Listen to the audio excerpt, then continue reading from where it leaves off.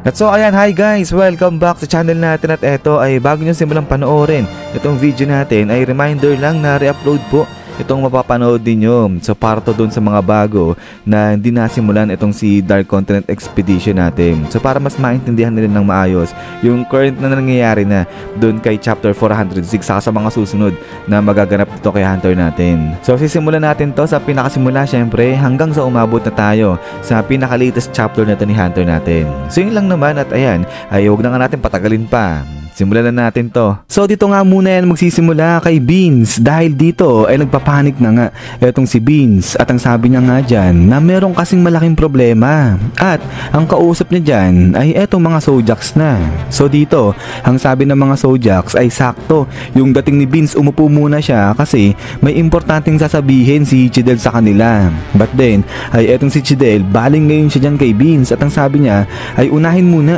etong kay Beans kasi nga parang importante urgent yung sasabihin ni Beans. So ito sabi niya oo importante talaga. So kaya ito open kagad ni Beans etong monitor at pagka open niya dyan ay labas na nga dito etong si Haring Huiguru. At so dito ang sinasabi ni Haring Huiguru na meron nga raw na vast amount o malaking amount ng resources at pati na rin ng pagkain na hindi pa nagagalaw at talagang nakareserve nga raw yan para sa future ng sangkatauhan. At so dito ay medyo nagugulat ng konti itong mga Zodiacs at ang sabi nga nila dyan, teka, sinasabi ng lalaki na to na merong vast amount ng resources, hindi kaya ang tinutukoy niya dyan? At sabay dito, ang tuloy ngayon ito ni Haring Huiguru na itong empire niya, itong Kakin Empire ay nagde-declare na aabutin na nila, gagawin na nila yung pangarap ng sangkatauhan at kaya naman mag-a-advance na sila ngayon at i-reach na nila, pupuntahan na nila ngayon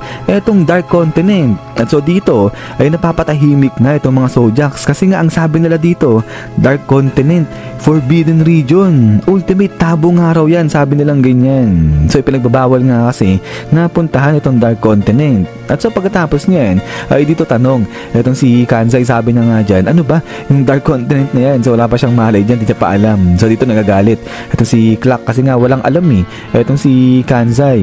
At so dito sagot itong si Jel at ang sabi niya nga dyan na itong Dark Continent nasa labas yan ng world map at meron dyan na iba't ibang klaseng entity at sinasabi nga na dyan ang galing yung mga magical beast. At so dito ang tuloy ngayon ni Maizai na makikita o mababasa sa mga ancient documents na sa tuwing pumupunta yung mga tao doon dati ay lagi sila nakaka-encounter ng catastrophe o kung tawagin ay great calamities. At so kaya naman dahil doon over 200 years hanggang ngayon yung V5 ay nag-sign sila ng treaty na kung saan nag-a-agree sila na i-leave alone na o pabayaan na yung Dark Continent na yan at ibig sabihin nun ay wag nang puntahan, pinagbabawal ng puntahan yung lugar na yon. So kaya sila nagugulat kasi nga bawal puntahan yun pero dinedeclare ni Haring Huiguru na pupuntahan nila yung Dark Continent. But then ay dito sa pagpapatuloy nga ni Haring Huiguru ang sabi niya nga dyan na nonsense na magpatali pa sila sa mga superstitions o sa mga sabi-sabi ng mga ibang bansa patungkol nga dun sa Dark Continent na yon. At eto na nga raw yung panahon na kung saan dapat na silang mag-arise o kumilos dahil nasa modern world na nga sila o nasa modern society na sila. At so dito habang pinapanood nila itong si Haring Huiguru ay biglang napasalita dyan itong si Sayo, ito yung unggoy. At ang sabi niya nga dyan na aba yumabang nga itong Kakin Empire porket lumalago o lumago na talaga yung kanilang economy.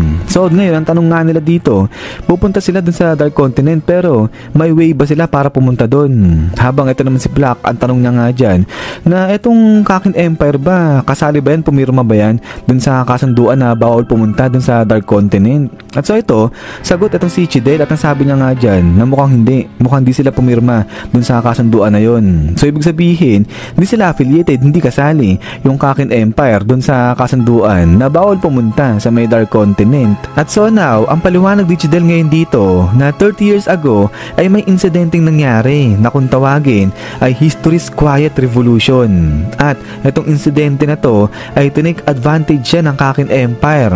So kaya naman sa pagiging social imperialism ng Kakin Empire ay naging parliamentary democracy na sila. At sa event na rin na yan, dyan na rin nila tinanggal yung pangalan ng royal family sa bansa nila. So kaya nga, itong Kakin Empire ay sinasabi na talagang bagong bansa na yan. But then, ay habang nagpapaliwanag dito si Chidel, ay biglang singit etong si Vince at ang sabi niya nga dyan na teka lang, makinig kayo kasi eto na yung problemang sinasabi ko. At then after niyan ay dito, tuloy sa pagsasalita si Haring Huiguru at ang sabi niya nga dyan na since sila Kakin Empire, yung maglilid papunta sa mga tao dun sa may Dark Continent, kaya ang ginawa nila ay nag-hire sila ng isang taong mapagkakatiwalaan talaga na siya magdadala sa kanila dun sa Dark Continent. At then dito biglang labas ang monitor etong si Chairman Netero. At then ay eto biglang salita etong si Haring Huiguru at ang sabi niya nga dyan, eto makinig kayo, ipinapakilala ko sa inyo ang anak ng legendaryong pro hunter na si Chairman Netero, si Beyond Netero. At eto nga labas na dyan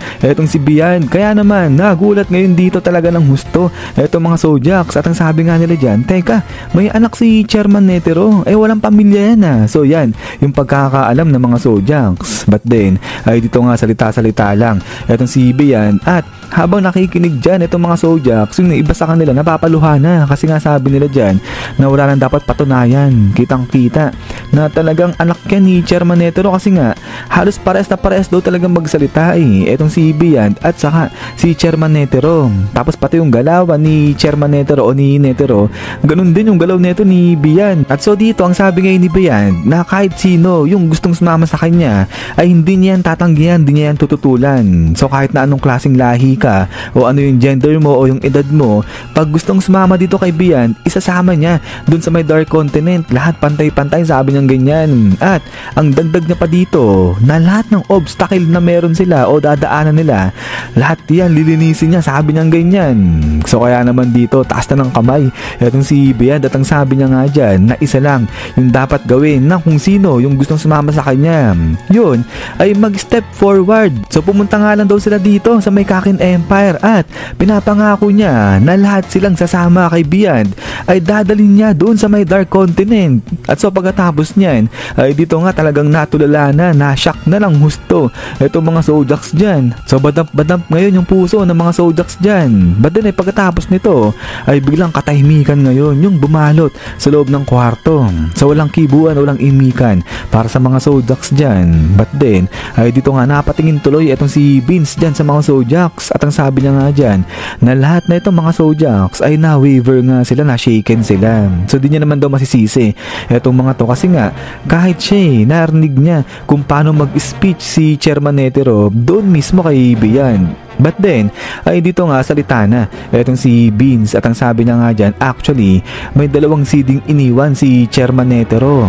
At eto nga, biglang bigay niya ngayon dito yan sa Zodiacs. At eto, nagulat ulit itong mga Zodiacs, sabi nga nila, dalawa. So alam ni Chairman Netero na mangyayari itong bagay na to. At so dito, ang sabi nga ni Vince, ang bilin sa kanya ni Chairman Netero na kapag may lumabas at nagkiklaim na anak nga siya ni Chairman Netero, ay ipakita itong CD na to sa lahat ng mga Zodiacs. At dapat nga kompleto yung Zodiacs dyan.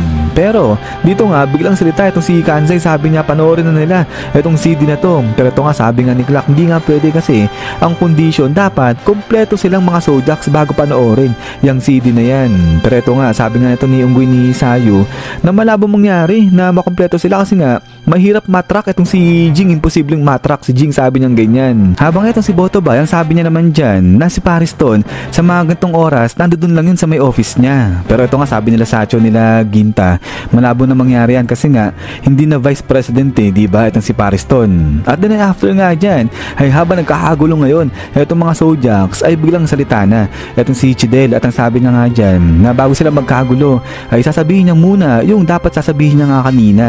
At kasi nga parang related yun ngayon sa nangyayari sa kanila. At then ay pagkatapos niyan ay talo na nga dito yan sa isang lugar kung nasaan eto na sila Beyond Netero. At so dito ay sinasabi nga kay Beyond na milyon na yung nakapanood dun nga sa ginawa nilang declaration. At ang dami ng tao, 100,000 na yung tao ngayon na nag-a-apply na gustong sumama sa may Dark Continent.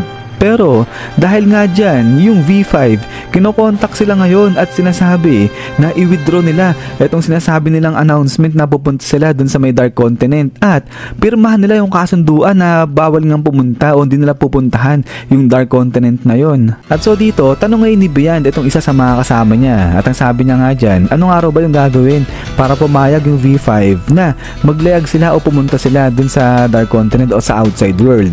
At so dito, sagot na itong lalaki at ang sabi niya nga dyan, ang gagawin, dapat magpasa ng application form itong si Beyond at ngayon, titignan kung kasama si Beyond dun sa mga i-check na application form papunta sa may outside world o sa may Dark Continent. So maraming checking, maraming procedure pa yung mangyayari at aabutin nga raw ng halos kalahating taon na itong si Beyond sa paghihintay. Tapos, di naman sure kung papayagan nga si Beyond na maglakbay papunta dun sa may Dark Continent. But then, dito biglang nairita. Itong si Beyond, sabi niya nga dyan na tumigil na itong lalaki kasi nga, ang daming sinasabi. Pero, biglang salita pa dyan itong si Beyond. At ang sabi niya nga dyan, pero siguro, kahit napayagan nga siya ng V5 na pumunta dun sa may Dark Continent, ay, hindi rin daw siya makakakilos ng malaya. Kasi parang mangyayari dyan, ay babantay-bantayan itong si Beyond para siyang isa-surveillance ganyan. Kaya, bali ang mangyayari daw niyan, para nag-sightseeing lang itong si Beyond dun sa may Dark Continent. So kaya ayaw sumunod ni Beyond sa mga V5 na yan.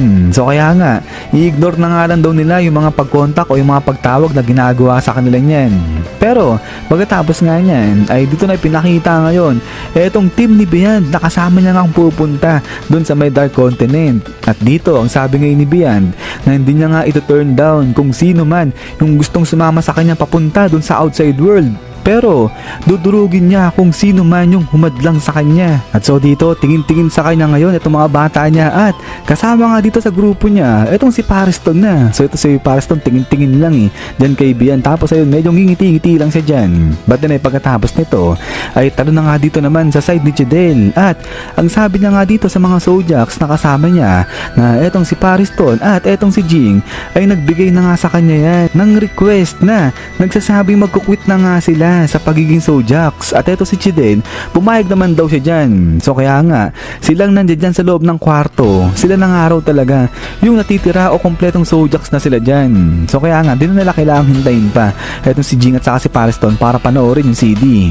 Pero maliban pa dyan, ang isa pang sinabi nga ni Chidel dito, na galing mismo sa V5 ay meron silang special mission at yun ay yung i-hunt etong si Beyond Netero na. At so pagkatapos nyan, is yan guys, so hanggang dito lang itong chapter na to at ayan ay sana nga ay nagustuhan nyo o matripan nyo etong si Dark Continent Expedition arc natin. So huwag nyo pala kalimutan mag-iwan ng like kung natripan nyo etong si Hunter natin at hintay-hintay lang para sa mga kasunod nito at para dun pa sa ibang mga update ni Saitama o ni Kalbo. So kapag lumabas na yung bagong chapter nyan ay ipepresent ko na lang kagad sa inyo yan guys. So yun lang naman, so lagi mag-ingat, God bless inyo lahat at kita-kits tayo ulit.